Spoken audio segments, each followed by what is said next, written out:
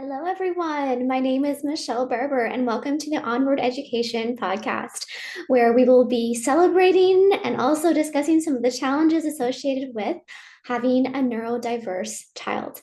So, I am an IRT, or some of you may recognize the term special education teacher, but I am taking a sabbatical this year because I decided that I wanted to make a difference in a different way than the public education system would allow me to do.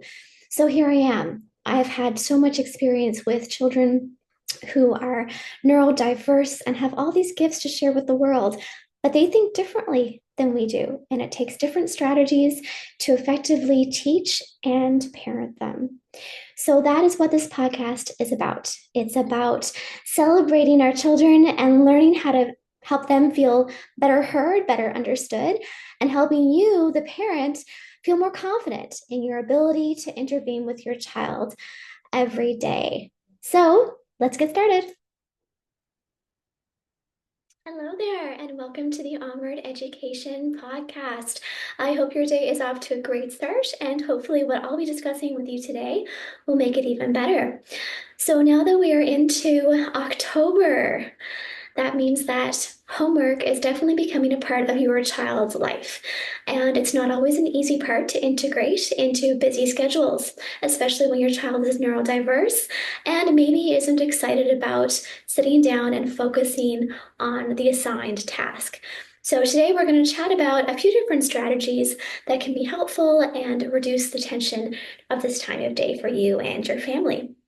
So the first thing is we need to get curious about why our children do not want to do the task. Now, if we're being honest, no one loves sitting down and doing homework. That's a given.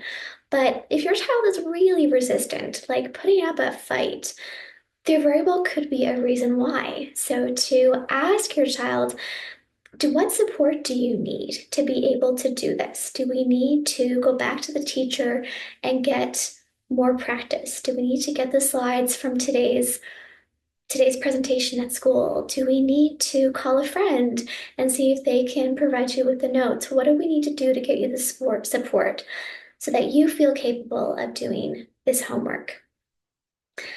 Additionally, organization can be really tough for our students who are neurodiverse, and that can make homework time really frustrating because they know what they have assigned, but they don't necessarily know what's required to get it done.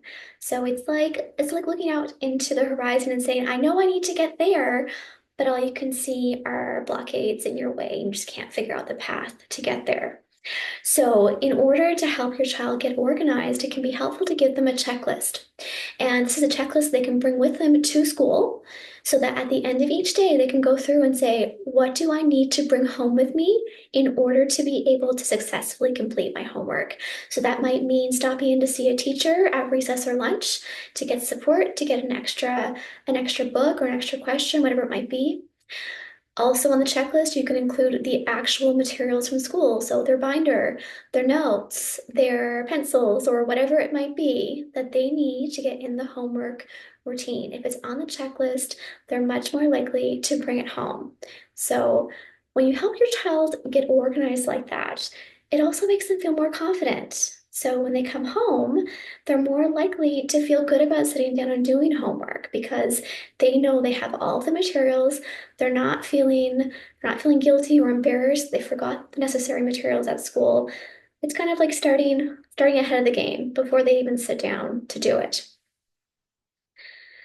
And the last thing I'd like to suggest is that it's important to make sure that our children have the right support in place.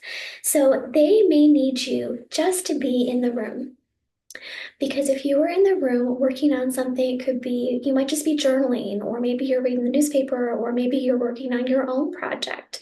But having someone else in the room who's being productive can be really helpful for your child. So recognizing, is that presence something that's helpful? Because if it is, then that might be a support that your child needs. Other supports might include having music on in the background.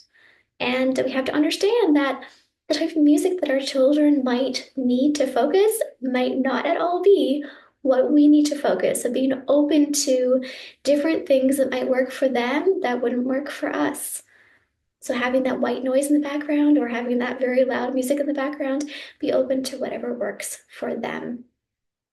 And another thing you can consider for the environment is what is in the space. Do they need to declutter before starting? Because that can make a big difference to focus as well in organization.